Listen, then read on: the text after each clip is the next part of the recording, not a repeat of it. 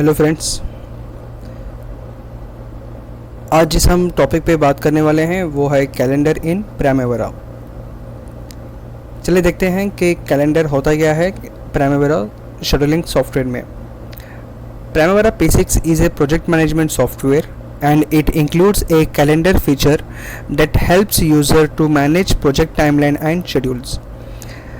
प्राइमेवेरा P6 क्या है, जैसे कि मैंने आपको बताया मेरे पिछले वीडियोस में कि ये एक प्रोजेक्ट मैनेजमेंट सॉफ्टवेयर है। किसी भी प्रोजेक्ट को मैनेज करने के लिए ये प्राइमेवेरा P6 सॉफ्टवेयर यूज़ किया जाता है and it includes A calendar feature. इसके अंदर एक कैलेंडर फीचर होता है जो यूज़र्स के लिए प्रोजेक्ट के टाइमलाइन को मैनेज करने के लिए और शेड्यूल करने के लिए यूज़ किया जाता है। जैसे कि मैंने आपको बताया कि कोई भी प्रोजेक्ट जो होता है वो एक स्पेसिफिक पीरियड के लिए होता है, जैसे कि एक स्टार्ट डेट होती है पर्टिकुलर और एक फिनिश डेट होती है। तो उस स्टार्ट और फिनिश डेट के अंदर आपको प्रोजेक्ट कंप्लीट करना होता है। तो कौन से एक्टिविटीज़ कब स्टार्ट होंगे, कब फिनिश होंगे, कौन सी एक्टिविटी किसके बाद स्टार्ट होगी, हमने अपने पिछले वीडियोस में देखा है। तो ये जो कैलेंडर है वो जो एक्टिविटीज़ कब स्टार्ट होंगे और कब फिनिश होंगे ये यहाँ पे डिफ़ाइन करता है। You can create and customize the calendars to define working hours, non-working days and project specific time constraints। जैसे कि मैंने आपको बताया कि ये एक कैलेंडर क्रिएट करता है और इस कैलेंडर को हम लोग कस्टमाइज़ भी कर सकते हैं हम अपनी प्रोजेक्ट की रिक्वायरमेंट के हिसाब से। जैसे कि आपका जो प्रोजेक्ट के अंदर जो आपके वर्कर्स हैं, लेबर्स हैं या नॉन लेबर्स हैं, वो कितना आवर्स काम करेंगे पर डे हम वो डिफ़ाइन करेंगे। और नॉन वर्किंग डेज़ यानी कितने डेज़ हॉलीडेज़ चाहिए एम्प्लॉयज़ के लिए वो हम लोग डिफ़ाइन करेंगे। और प्रोजेक्ट के स्पेसिफिक जो भी कंस्ट्रेंट्स होते हैं या कंडीशंस जो होते हैं, या जैसे कि आपके नेशनल हॉलीडेज़ आते हैं, जैसे कि आप सऊदी में हैं तो सऊदी नेशनल डे है, अगर आप यूएई में रहेंगे तो वहाँ पे भी फ्लैग डे होगा, नेशनल डे होगा। अगर आप इंडिया में प्रोजेक्ट्स कर रहे हैं तो वहाँ पे जो भी गवर्नमेंट हॉलीडेज़ होंगे तो वो भी वहाँ पे कंसिडर किया जाता है आपके कैलेंडर में जब भी हम लोग प्रोजेक्ट शेड्यूल बनाते हैं। जैसे कि यहाँ पे आप राइट साइड देख सकते हो, यहाँ पे एक इंटरफेस है, यूज़र इंटरफेस कैलेंडर का। यानी इस तरह से आपका कैलेंडर का जो यूज़र इंटरफेस है वो इस तरह से दिखेगा। अब हम चलते हैं अपने प्राइमेवेरा के शेड्यूल पर। यहाँ पे आप देख सकते हो, यहाँ पे आपको मैं एक ऑप्शन दिखाना चाहता हूँ। यहाँ पे देखिए, जैसे यहाँ पे आप राइट क्लिक करेंगे, यहाँ पे कॉलम में क्लिक करेंगे आप, और ये जो कैलेंडर है यहाँ पे मैंने इसको रखा था, इसको आप रिमूव कर सकते हैं। इस तरह से आप इसको, ये जो कॉलम्स है इसको आप कस्टमाइज़ कर सकते हैं। यहाँ पे अप्लाई करें, देन इसको ओके करें, यानी जो आपको कॉलम्स चाहिए आप उतने ही कॉलम्स यहाँ पे आप दिखा सकते हो। यहाँ पे आपको मैं बताना चाहूँगा कि जैसे कि मैंने लास्ट वीडियो में आपको बताया था कि एक्टिविटीज़ को रिलेशनशिप किस तरह से हम लोग क्रिएट करके असाइन करते हैं प्रीडिसेसर्स और सक्सेसर्स। यहाँ पे मैं आपको और एक चीज़ बताता चलूँ, एक हेल्दी एंड गुड शेड्यूल वही होता है जहाँ पे आपके कोई भी एक्टिविटीज़ ओपन ना रहें। अभी ओपन क्या है, ओपन एक्टिविटीज़ हम लोग उसे कहते हैं जो भी शेड्यूल आप बनाते हो उसके अंदर कितने भी एक्टिविटीज़ हो। जैसे कि यहाँ पे मैंने एक एग्जांपल के तौर पे एक शेड्यूल यहाँ पे बनाया है मैंने, एक छोटा सा एक डेमोन्स्ट्रेशन के लिए। ऐसे बहुत सारे बड़े प्रोजेक्ट्स भी होते हैं जहाँ पे activities more than 1000 activities, 10,000 activities भी होते हैं as per the scope of the work. तो वहाँ पे क्या होता है, बहुत सारे एक्टिविटीज़ के जो रिलेशनशिप्स हैं हम देना भूल जाते हैं। तो आपको ये एक चीज़ का ध्यान में रखना है कि एक प्रीडिसेसर एंड सक्सेसर। जैसा कि मैंने आपको बताया मेरे पिछले वीडियो में कि फर्स्ट जो एक्टिविटी होती है इसको हम लोग कहते हैं प्रोजेक्ट मैनेजमेंट के टर्म में स्टार्ट माइलस्टोन, और जो लास्ट जो एक्टिविटी होती है जैसे कि हमारे पास यहाँ पे project hand over to the client, ये लास्ट एक्टिविटी है। ये फर्स्ट एंड लास्ट एक्टिविटी का कोई भी प्रीडिसेसर का फर्स्ट एक्टिविटी का कोई प्रीडिसेसर नहीं होता है और लास्ट एक्टिविटी का कोई सक्सेसर नहीं होता है। यहाँ पे प्रीडिसेसर सक्सेसर क्या होता है मैं आपको दोबारा बताता चलूँ।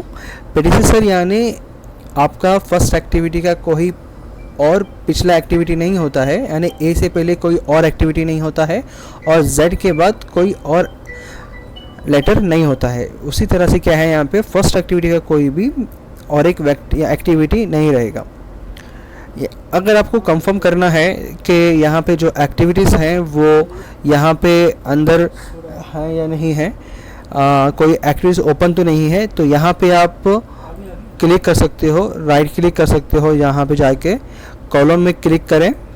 कॉलम में क्लिक करने के बाद यहाँ से आप फाइंड कर सकते हो, राइट क्लिक करके फाइंड करके यहाँ पे आप प्रीडिसेसर वाला कॉलम को सर्च कर सकते हो।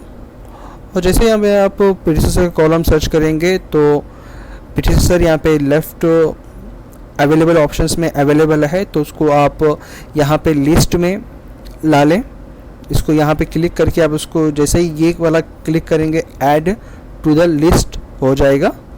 इसी तरह से मुझे सक्सेसर भी चाहिए। आपको यहाँ पे स्पेलिंग सही से टाइप करना पड़ेगा अगर आपको सही चीज़ अगर चाहिए तो। अगर एक भी स्पेलिंग मिस्टेक होगी तो यहाँ पे आपको थोड़ा सा दिक्कत हो जाएगी, मुश्किल हो जाएगी। जैसा इसको यहाँ पे लाएंगे आप, जैसे कि यहाँ पे आप देख सकते हो, यहाँ पे सिर्फ 4 कॉलम है, activity ID, activity name, original, start and finish, only 5 columns हैं। अगर आपको और 2 फर्दर अगर ऐड करना है प्रीडिसेसर सक्सेसर, यहाँ पे आप ऐड टू द लिस्ट में करके अप्लाई करेंगे।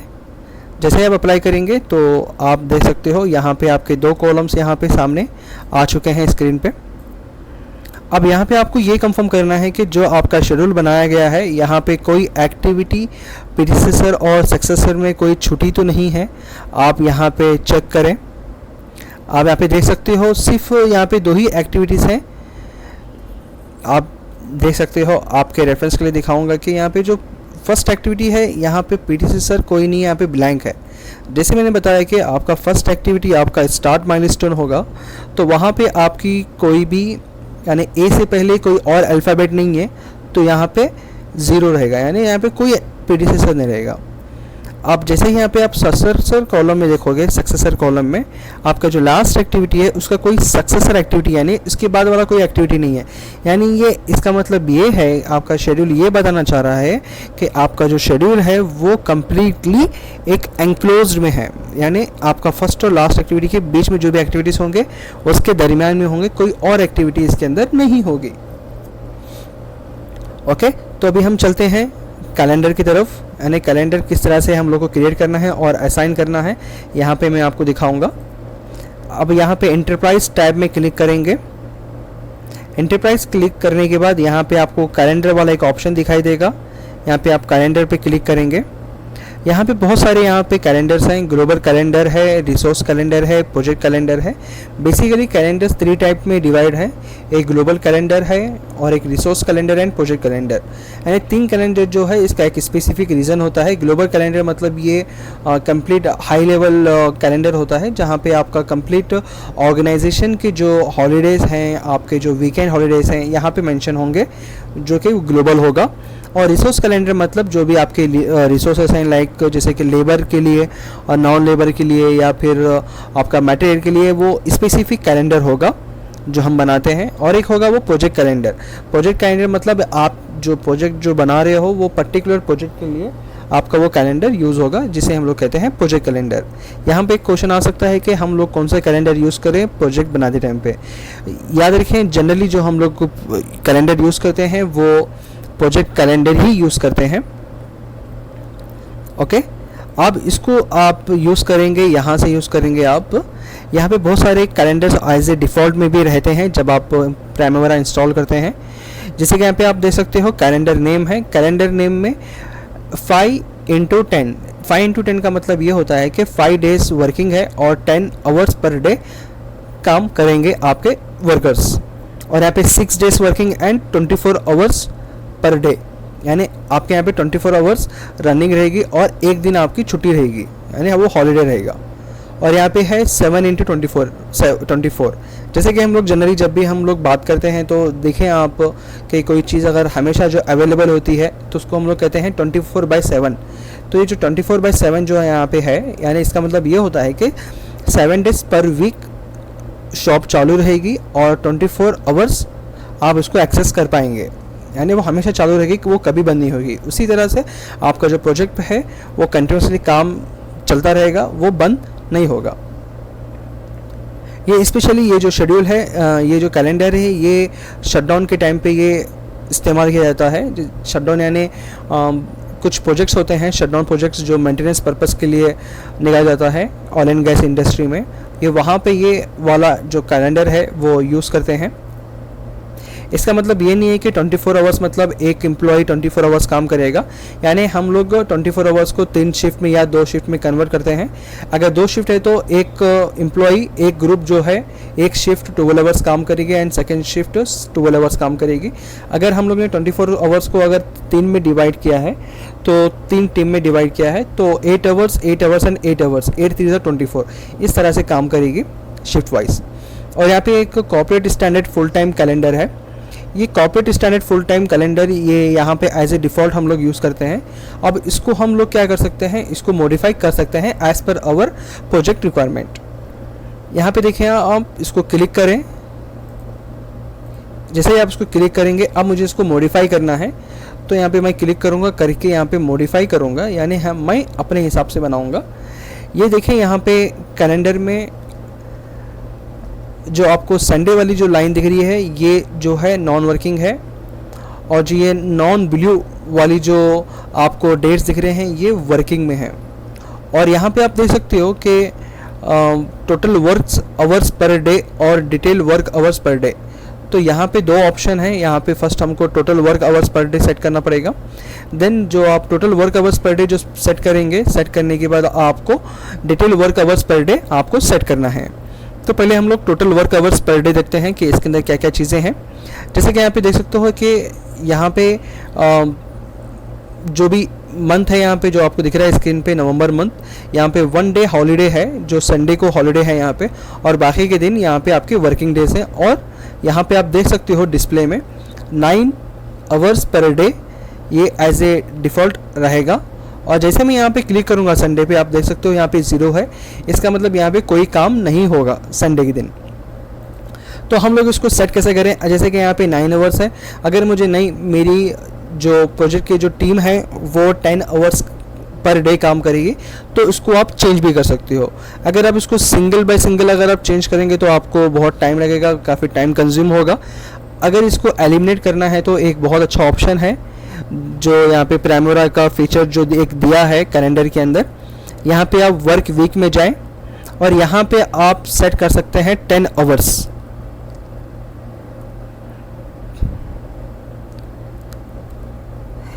यहाँ टैब बटन को आप यूज़ करके आप नेक्स्ट वाले डे में जा सकते हैं आप, या फिर आप माउस से भी आप इसको एडिट कर सकते हो।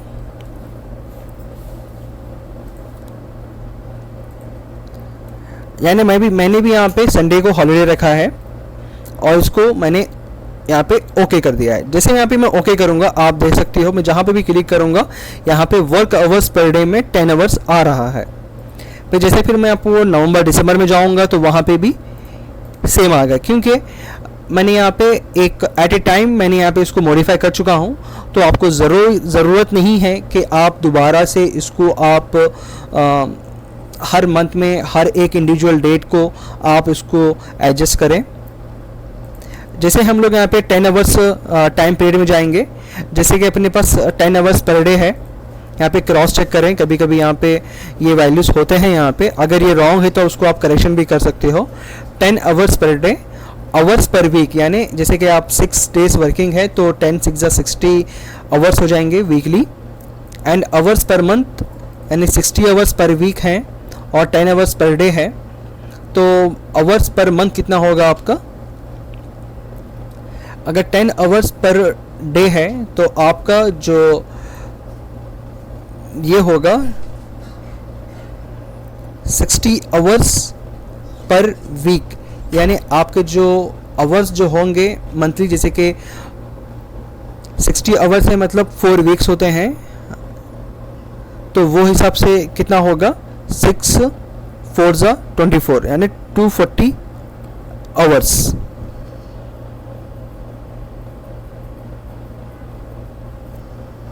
ओके, 240 आवर्स होंगे और 240 आवर्स पर मंथ जब होंगे तो आप कैलकुलेटर निकाल सकते हो, आप कैलकुलेटर के थ्रू भी कर सकते हो। यहाँ पे आपको मैनुअल देना पड़ेगा। 240 आवर्स पर मंथ मीन्स आपका कितना होगा, 240 इंटू आप क्या करेंगे 12 से मल्टीप्लाई करेंगे। जब आप करेंगे तो आपका वैल्यू आएगा 2880, आप भी चेक कीजिएगा। देन इसके बाद आप उसको ओके कर सकते हैं। तो ये आप total work hours per day set कर चुके हैं। देन हम आते हैं detailed work hour per day में। यहाँ पे देखें, आप को जो स्क्रीन दिखाई दे रही है ये भी same similar total work hours per day की तरह ही है, बट यहाँ पे डिफरेंस क्या है कि यहाँ पे वर्क आवर्स हैं। हमने सेट तो कर लिया कि एक दिन में कितने घंटे होंगे, अब जो घंटे जो हैं, जो आवर्स हैं, कब से कब तक काम करेंगे वो भी तो ज़रूरी है। तो यहाँ पे देखिए, जो आपको ये स्क्रीन दिखाई दे रही है, ये जो फर्स्ट कॉलम है ये 0 to 30 मिनट्स है और ये 30 to 60 मिनट्स है। यानी ये फर्स्ट जो सेक्शन है ये हाफ एन आवर का है, ये जो सेकंड सेक्शन जो है ये हाफ एन आवर का है। ये दोनों मिला के जो आपका कंप्लीट होगा वो 1 आवर होगा।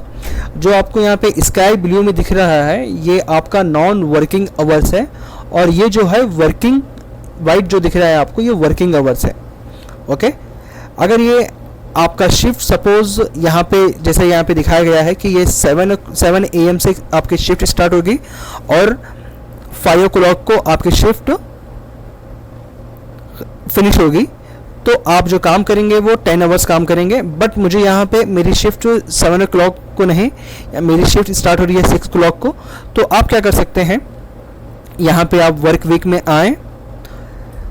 जैसे कि मैंने बताया कि यहाँ पे संडे हम लोग का ऑफ है, तो मुझे Monday, Tuesday, Wednesday, Thursday, Friday and Saturday हम लोग सेट करेंगे। और मेरी जो शिफ्ट स्टार्ट होने वाली है वो है 6 बजे से स्टार्ट होने वाली है। तो मैं क्या करूँगा, यहाँ पे क्लिक करूँगा, लेफ़्ट क्लिक, और यहाँ पे इसको मैं वर्किंग बना दूँगा। यानी यहाँ पे आपको वर्क पे क्लिक करना है सॉरी। देन फिर यहाँ पे मैं क्लिक करूँगा, करके यहाँ पे इसको भी मैं वर्किंग कर दूँगा, ठीक है। और ये जो अगर मैं इसको बस एक ही करूँगा तो ये कंप्लीट फिर 11 आवर्स हो जाएगा। तो मैं क्या करूँगा, इसको यहाँ पे इसको नॉन वर्क कर दूँगा, क्योंकि हम लोग ने मॉर्निंग सेशन में 1 आवर जल्दी हम लोग जा रहे हैं साइट पे, तो ऑब्वियसली अगर 10 आवर्स की शिफ्ट है तो अगर हम लोग 6 o'clock को जाएंगे तो हम लोग निकलेंगे 4 o'clock को बाहर साइट से। तो ये जो हम लोग का जो कैलेंडर है वो सेट हुआ है 10 आवर्स के बेसिस पे, और 6 डेज आपका वर्किंग रहेगा और 1 डे और जो संडे आपका हॉलीडे रहेगा। देन इसको आप ओके कर दें। देन इसको दोबारा आप यहाँ पे टाइम पीरियड्स में जाएं। टाइम पीरियड्स में एक बार आप चेक कर लें यहाँ पे, यानी जो यहाँ पे आप total work hours per day में जो आप डाटा देते हो, specifying the number of work hours और फॉर ईच टाइम पीरियड, यहाँ पे वही डाटा यहाँ पे रिफ्लेक्ट करेगा। यहाँ पे भी इसको आप ओके कर दें। देन इसको आप फाइनल ओके कर दें। जैसे ही इसको आप फाइनल ओके करेंगे, एंड देन ये जो कैलेंडर का जो डायलॉग बॉक्स है इसको आपको क्लोज करना पड़ेगा।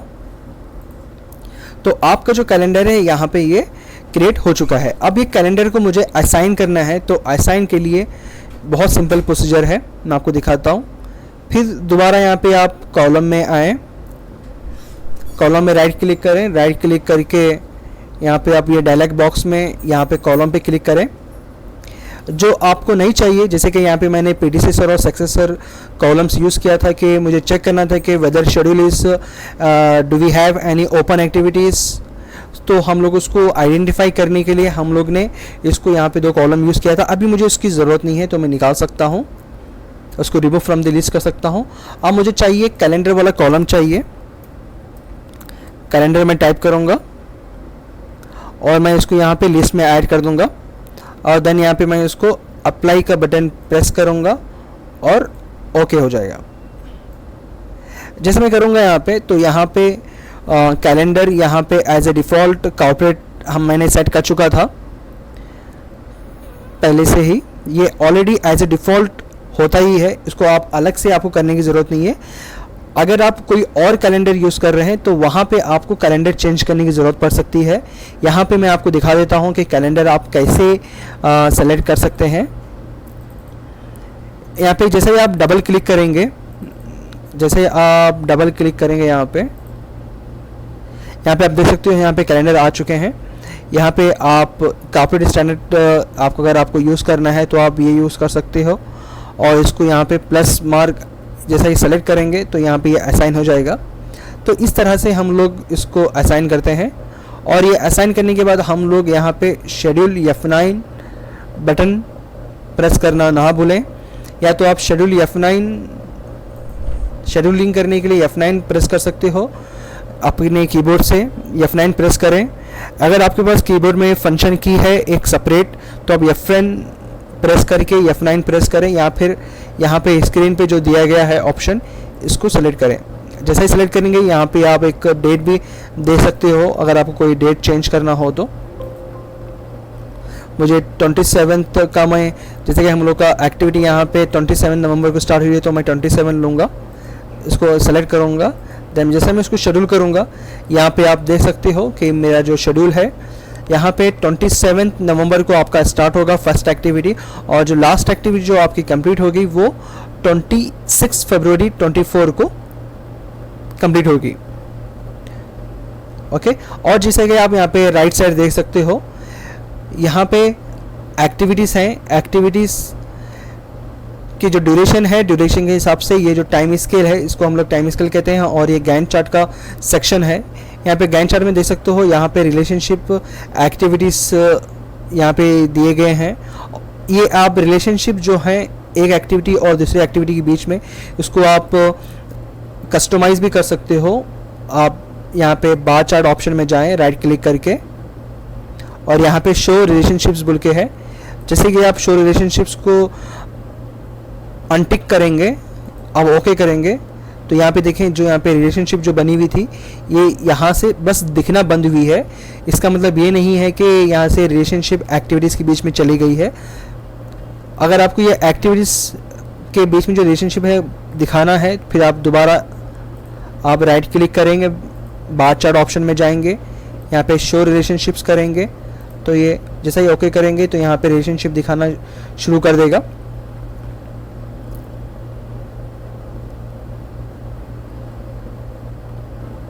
और ये अपनी जो स्केल है, इसको हम लोग स्केल कहते हैं।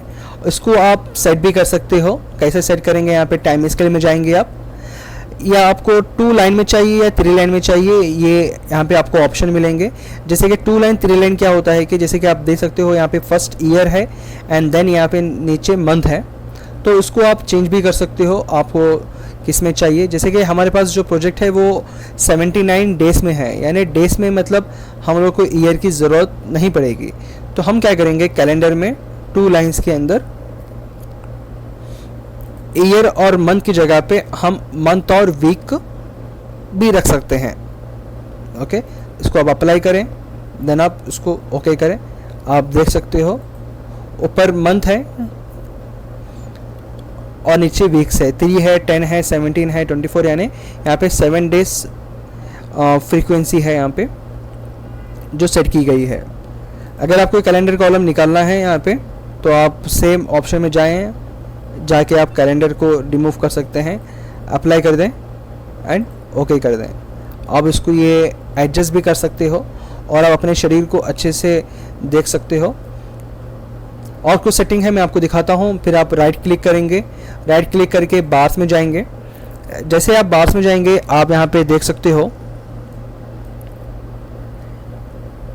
यहाँ पे कुछ ऑप्शंस हैं जो आप कर सकते हो आपकी जो भी रिक्वायरमेंट के हिसाब से।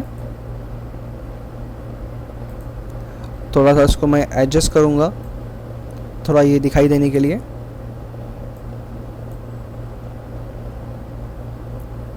यहाँ पे देखिए बहुत सारे ऑप्शंस हैं यहाँ पे, जैसे कि आप देख सकते हो।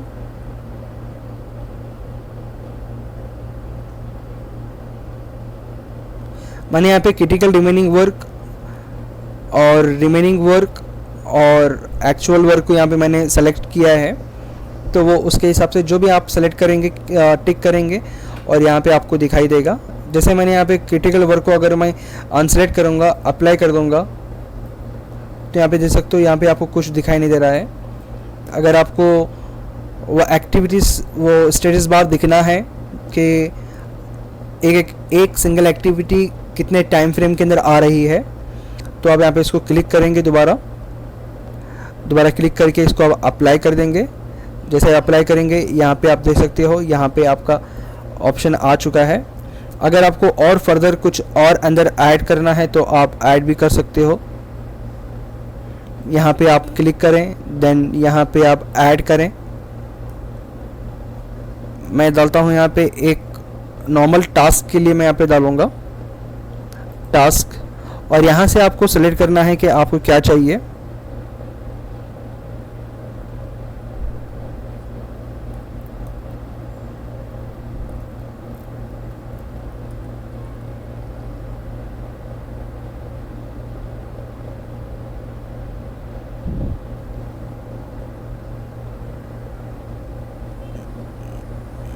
मुझे करंट बार चाहिए तो मैं करंट बार लेता हूँ।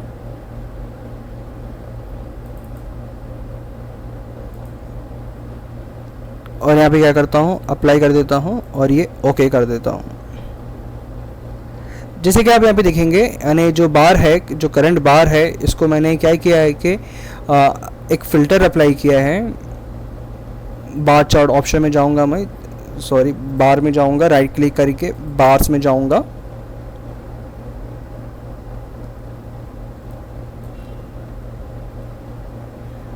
बार्स में जाऊँगा, यानी मैं जो इसको मैंने रखा है यहाँ पे फ़िल्टर, वो एक टास्क बोल के रखा है, यानी नॉर्मल टास्क।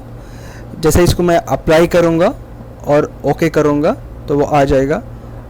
चाहे तो उसको आप अनटिक भी कर सकते हो अभी।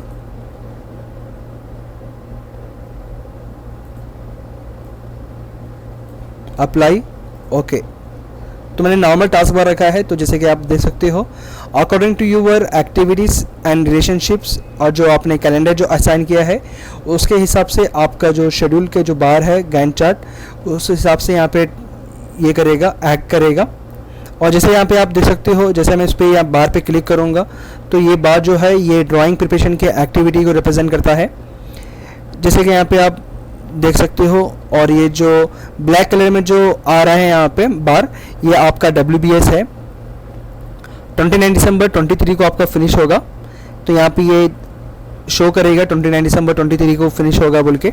और यहाँ पे इसका जो इंजीनियरिंग जो आपका WBS का जो नेम है यहाँ पे ये रिफ्लेक्ट करेगा।